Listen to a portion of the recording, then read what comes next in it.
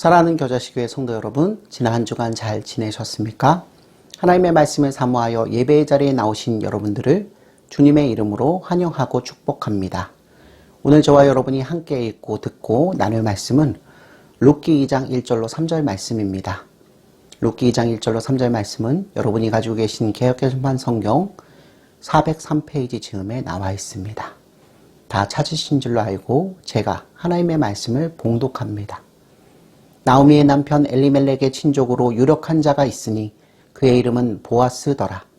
모압 여인 룻이 나오미에게 이르되 원하건대 내가 밭으로 가서 내가 누구에게 은혜를 입으면 그를 따라서 이삭을 주겠나이다 하니 나오미가 그에게 이르되 내 따라 갈지어다 하매 룻이 가서 베는 자를 따라 밭에서 이삭을 줍는데 우연히 엘리멜렉의 친족 보아스에게 속한 밭에 이르렀더라.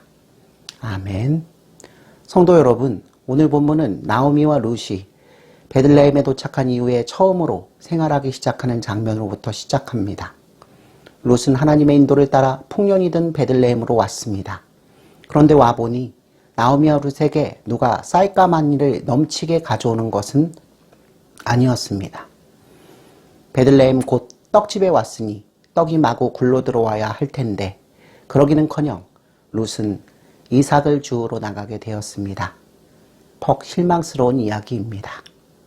사랑하는 성도 여러분, 가난한 두 가부가 하나님의 계획 가운데 모압에서 베들레헴까지 오게 되었다면 그들이 먹을 양식 정도는 척척 생겨나야 하지 않겠습니까?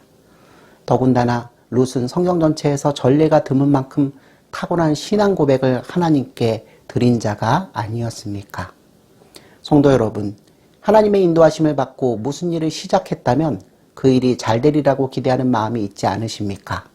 그 일이 사업이라면 수익이 늘어야 할 것이고 목회를 한다면 성도들이 부쩍부쩍 늘고 결혼을 했다면 단란한 가정이 되어야 할 것입니다. 이런 기대는 인지상정입니다. 분명 하나님의 인도를 받아 결혼도 하고 사업도 벌이고 혹은 거처를 옮기고 또는 자녀를 낳았는데 일이 잘 풀리지 않으면 우리는 이내 실망하게 됩니다. 분명 하나님의 음성을 듣고 기도도 하고 순종도 했지만 기대한 것이 나타나지 않을 때 우리는 신앙의 회의를 느낍니다. 또 내가 하나님의 인도하심을 잘못 받은 것은 아닐까, 공연히 일을 시작했나 보다 하고 후회하기 쉽습니다. 그러나 하나님의 인도하심이 처음부터 일사천리로 진행되는 것은 아닙니다. 하나님의 축복에 이르는 데에는 과정이 있는 것입니다. 그 과정 중에 하나가 바로 이삭을 줍는 것입니다. 풍작의 땅에 와서 이삭을 줍는다는 것은 어울리지 않습니다. 어딘가 크게 잘못된 듯합니다.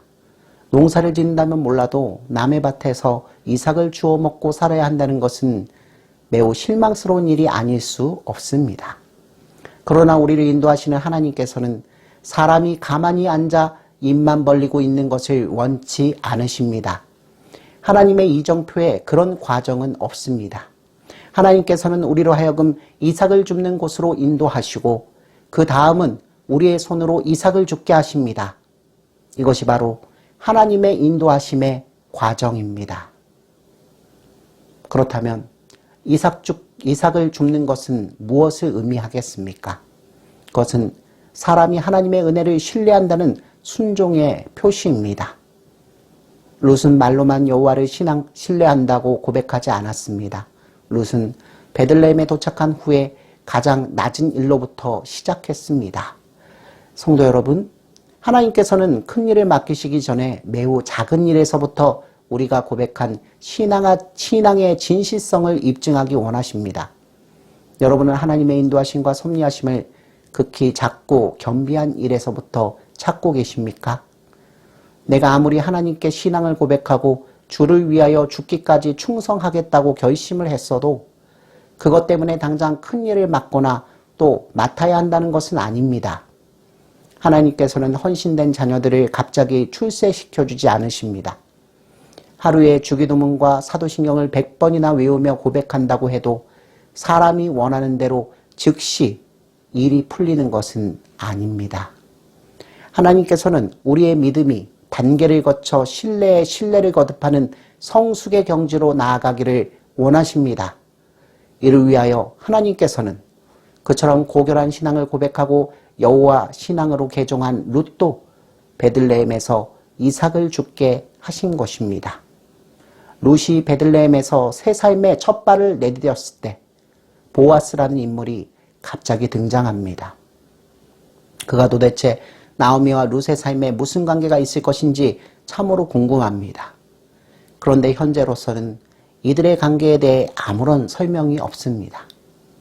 사랑하는 성도 여러분, 우리가 하나님의 인도를 따라가거나 하나님께서 원하시는 일을 하게 되면 그곳에서는 반드시 어떤 일들이 일어납니다.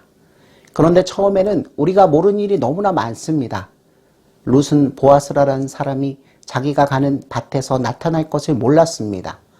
또한 보아스가 자기와 어떤 인연으로 맺어질지도 아무것도 알지 못했습니다. 그러나 하나님께서는 룻을 위하여 보아스를 준비하고 계셨습니다. 하지만 룻이 베들레헴으로 갈 때에 내가 보아스라는 유지와 재혼하게 될 것이다. 그는 매우 부유하고 덕망이 높은 사람이다 라고 미리 안 것은 아무것도 없었습니다. 그렇다면 성도 여러분, 하나님께서는 어떤 방식으로 룻과 보아스를 만나게 하셨습니까? 룻이 가자마자 보아스를 만나고 그만 첫눈에 반해 금방 결혼하게 하셨습니까? 하나님께서는 그런 식으로 인도하시지 않으셨습니다. 그렇게 하시기보다는 룻의 걸음을 보아스의 추수밭으로 인도하셨고 그곳에서 어찌 보면 우연한 일이 일어나게 하셨습니다. 그런데 나중에 보니 이 우연한 사건은 실은 하나님의 세밀한 섭리였던 것입니다. 성도 여러분, 나오미와 룻이 모압에서부터 베들레헴으로 온 길을 기억하십니까? 그들은 쉬기도 하고 걸음을 재촉하기도 하며 동행했을 것입니다. 그런데 그들은 정확하게 추수 때 베들레헴에 도착했습니다. 누가 저들의 걸음을 인도하였습니까? 네, 그것은 물론 하나님께서 인도하신 것입니다. 그런데 하나님께서는 베들레헴까지만 나오며 룻을 인도하시고 그 다음의 행보는 저들에게 맡기셨을까요? 아닙니다. 나오미와 룻이 모압을 떠날 때 함께 하셨던 하나님께서는 지금 베들레헴에서도 저들의 인생을 인도하고 계신 것입니다. 성도 여러분, 앞서 말씀드린 보아스는 나오미와 친족관계였고 또한 부유한 자였습니다. 그래서 보아스는 나오미와 룻을 충분히 도와줄 수 있는 입장이었습니다. 그러나 룻은 이 사실을 몰랐습니다. 사랑하는 성도 여러분, 우리 신앙생활 가운데는 일종의 여백의 미가 있습니다. 하나님께서 미리 다 말씀하셔서 우리가 상세한 부분까지 모두 안다면 하나님을 향한 믿음이나 신뢰의 관계가 온전히 이루어질 수 있겠습니까? 하나님께서는 우리의 앞길을 모두 다 보여주시지는 않으십니다. 다만 하나님께서는 우리가 각 단계마다 하나님과의 꾸준한 신뢰관계를 가질 수 있도록 믿음을 선물로 주시면서 하나님의 인도하심의 손길을 단계별로 차근차근 깨닫게 하여 주십니다.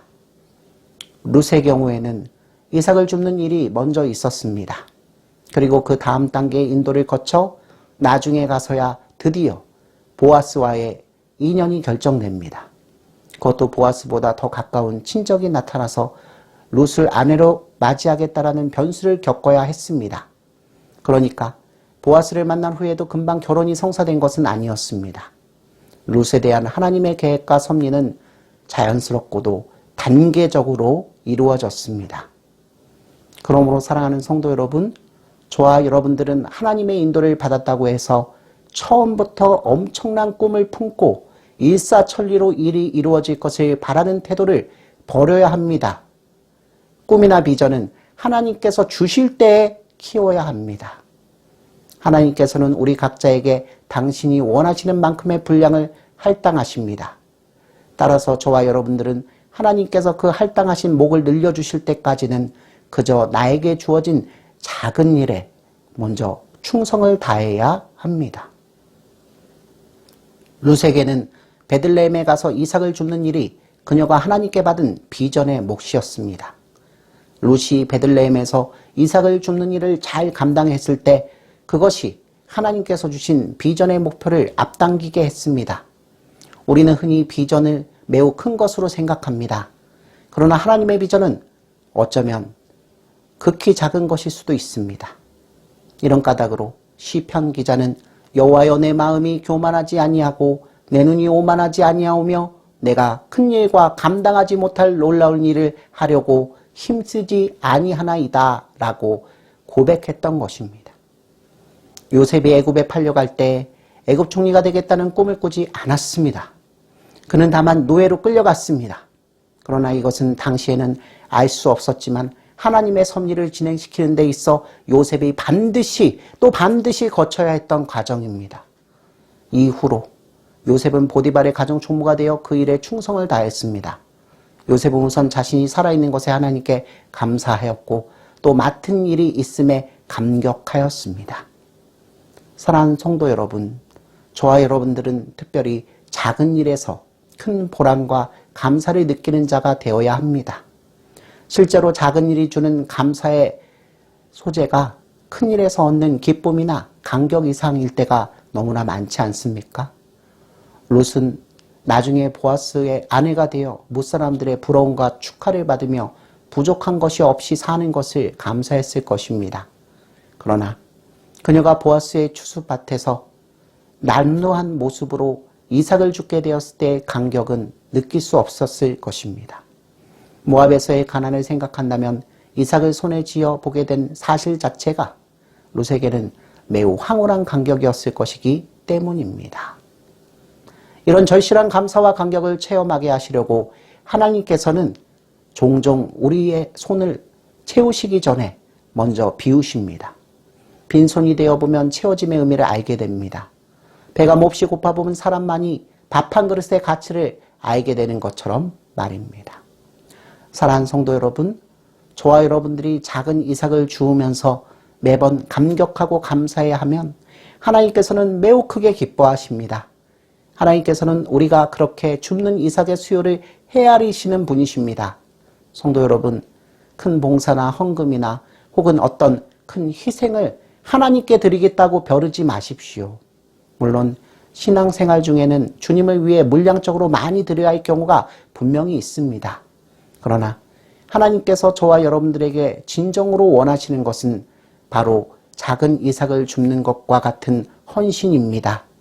하나님께서 베풀어 주신 작은 이삭에도 감격하여 충성을 다해 이삭을 줍는 자는 하나님께서 맡기시는 큰 일도 신실하게 감당하게 될 것입니다. 만일 이삭 죽기가 없었더라면 룻이 보아스를 만날 기회도 없었을 것이요 또 그의 눈에 드는 일도 없었을 것입니다. 그러므로 성도 여러분, 룻이 이삭을 줍는 일은 하나님의 뜻과 섭리에 맞는 일이기도 했습니다. 이는 하나님께서 자기 백성을 은혜로 인도하시는 매우 보편적인 방법입니다.